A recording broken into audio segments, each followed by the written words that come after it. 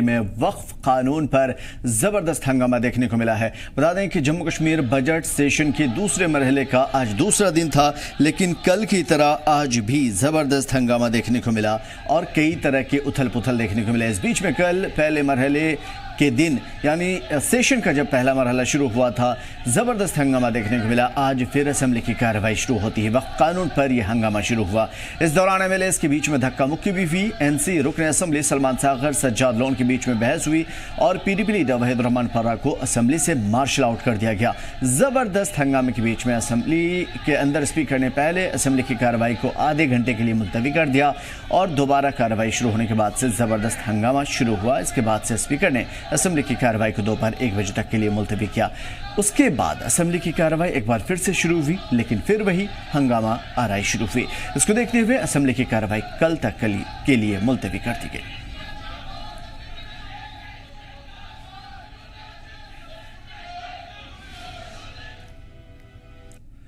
تو جموں کشمیر اسمبلی میں پی ڈی پی اور پی سی کے ایم ایل اے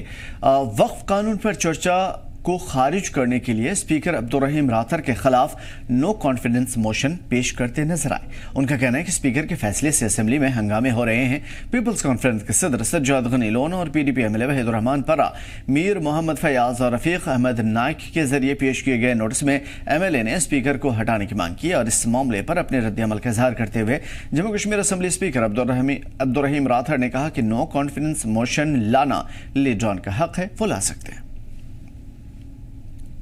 اس میں جو جو جو جو جو جو قواعد کے تحت کارروائی کرنی ہوگی ہم وہ کارروائی کریں گے۔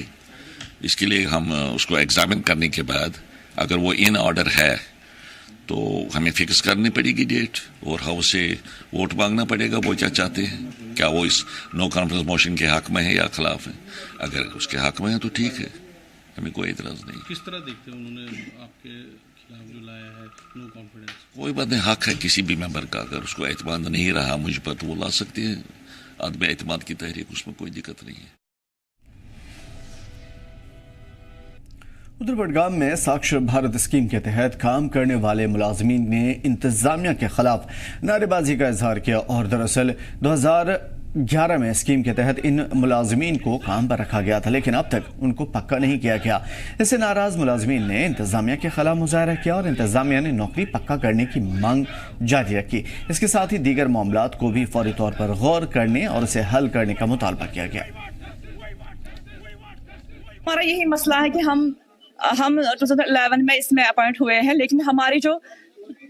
یہ جو ہماری بیسک ڈیمانڈ یہی ہے کہ ہمیں اس میں پرمنٹ کیا جائے، اور ہم نے جو اس میں 2018 تک ہماری جو سیلری ہوئی ہے 2000 تک ہم نے کام کیا ہے ایز اے ٹیچر، ہم نے کام کیا ہے اسکول میں بھی، ہم نے ٹیچر کا کام لیا گیا ہم سے، اور سروے جو کی ہے ہم نے مطلب گورنمنٹ اسکولز میں ہمیں رکھا گیا کہ ہمیں یہی بولا گیا ہے کہ آپ کو ایز اے ٹیچر اب وہاں پہ کام لیا جائے گا۔ تو پھر وہ بھی 1 سال تک چلا، تو پھر ایسے ہی رکھا۔ پھر 2018 سے نہ کوئی سیلری ہے نہ کچھ ہے، مطلب ہوا میں رکھا ہے انہوں نے ہمیں لٹکا کے، نہ بول رہے کہ کیا ہوگا آپ کے ساتھ۔ تو ہم یہی چاہتے ہیں کہ ہمیں یہ کوئی سالڈ جو ہے وہ ہمیں بولا ہاں جواب ملے۔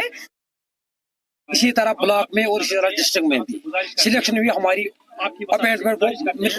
منٹ سلیکشن پہ ہوئی ہے۔ بعد میں ہم 2018 تک ہم نے سکولوں میں بطور ٹیچر کی حیثیت سے کام نبھایا۔ اس میں گورنمنٹ جب کہیں بھی جب ان کو ضرورت پڑی، ہمیں چاہے سروے ہو، چاہے الیکشن ڈیوٹی ہو، چاہے بیلوں کی کام ہو، وہ ہم نے اچھی طرح سے انجام دی ہے۔ بعد میں 2018 میں خورشید غنائی جو ایڈوانس ایجوکیشن تھا، اس دوران اس نے ایک رپورٹ بنایا، ایک پرپوزل بنایا۔ اس میں انہوں نے کمشنر سیکرٹری کو یہ کہا کہ ان کے لیے ایک ایبزارپشن آرڈر نکالا، ہمارے لیے ایک میٹنگ تشکیل دی جس میں ہم لوگوں کو یہ جو ہے نا ایس ایس اے میں ان کو ضم کیا جائے۔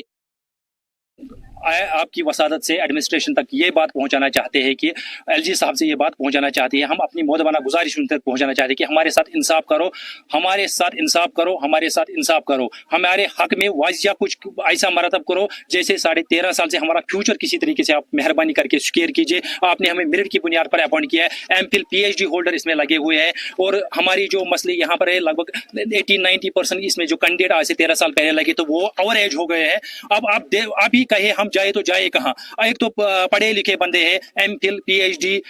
MA, B.Ed, जो भी आप हमारे पंचायत क्वार्टर्स में ढूंढेंगे वो आपको मिलेगा। हमने स्कूल में एज ए टीचर भी काम किया है। जिस तरीके से हम पहले काम करते हैं स्कूलों में, ऐसे हमें रिक्रूट कीजिए, जैसे कंटिन्यू कीजिए। हमारे जो मसला हाल्ट करके रखा है गवर्नमेंट ने, उसको हम आपकी वसादत से उन तक पहुंचाने की हमारे साथ इंसाफ करो।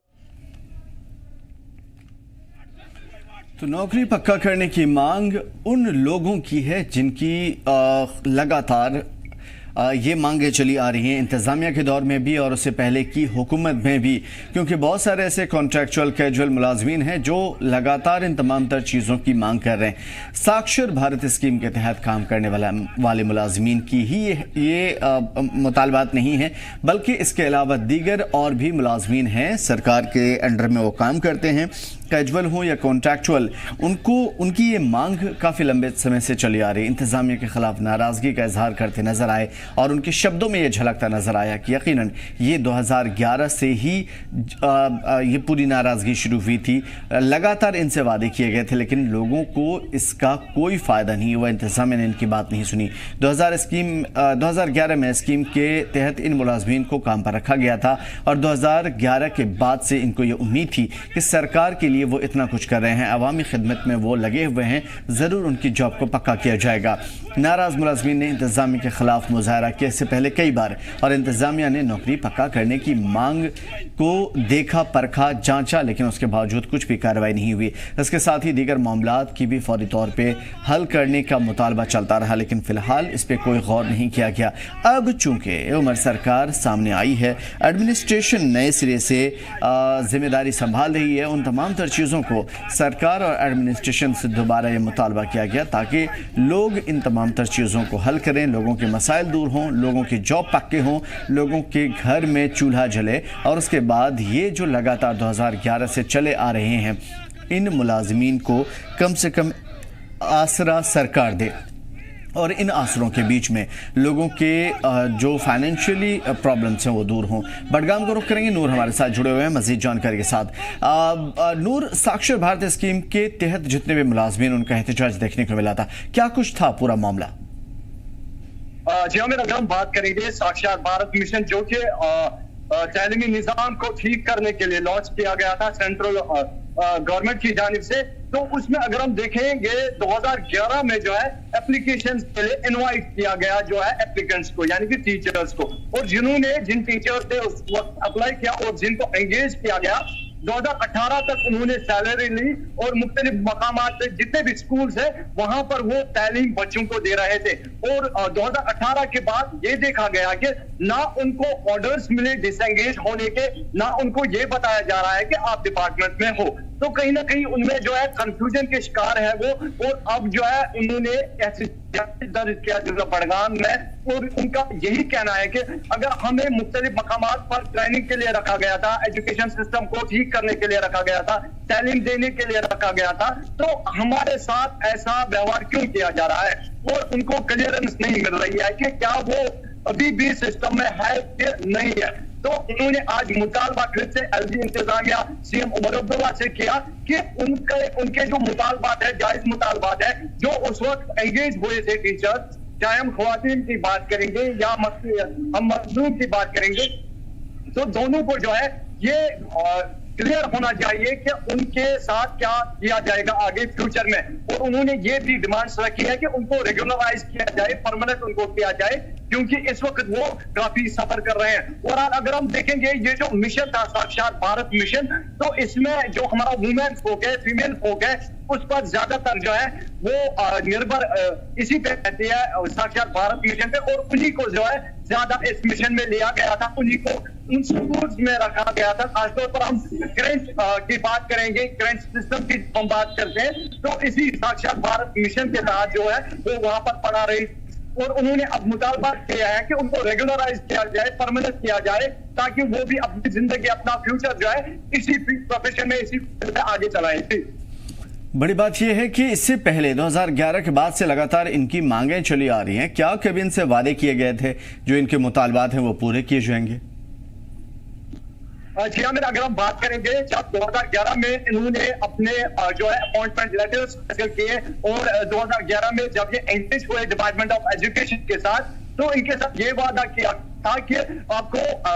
महकमे तालीम में जो है परमानेंट जॉब दिया जाएगा, और अभी तक जो है अब ये नाराज है हुकूमत से, खासतौर पर जो महकमा तालीम है उससे नाराज है क्योंकि इनको अभी तक परमानेंट ऑर्डर्स नहीं मिले हैं, और हालांकि उसके बरक्स वो है, इनको अभी भी ये पता नहीं है, ये फिलहाल जो है कंफ्यूजन में है कि क्या ये सिस्टम के साथ यानी कि एजुकेशन डिपार्टमेंट के साथ वाबस्तगी रखते हैं या नहीं। और इनके साथ जो वादे किए गए थे उस वक्त वो बिल्कुल जो है इनके कहने के हिसाब से कहीं पर साबित नहीं हुए, और इसी सिलसिले में इन्होंने आज जो है यहाँ पर धरना दिया जिला बड़गाम में, और इन्होंने अपने मुतालबात जो है आला हुक्काम तक पहुंचाने की कोशिशें की। जी, बड़ी बात यह है कि लोगों के मामलात को दूर करने का वादा तो किया गया, लेकिन अब ये वादे पूरे नहीं हुए हैं। तो फिलहाल इस वक्त जो डिमांड इनकी है वो एडमिनिस्ट्रेशन से है या सरकार से है? जामिर, अगर हम बात करेंगे फिलहाल तो आज अगर हम बात करेंगे जो ये साक्षात भारत मिशन के तहत जितने भी टीचर्स हैं, इन्होंने एलजी इंतजामिया और साथ साथ में जो हाल ही में बनी सरकार है उमर अब्दुल्ला जिसके चीफ मिनिस्टर है,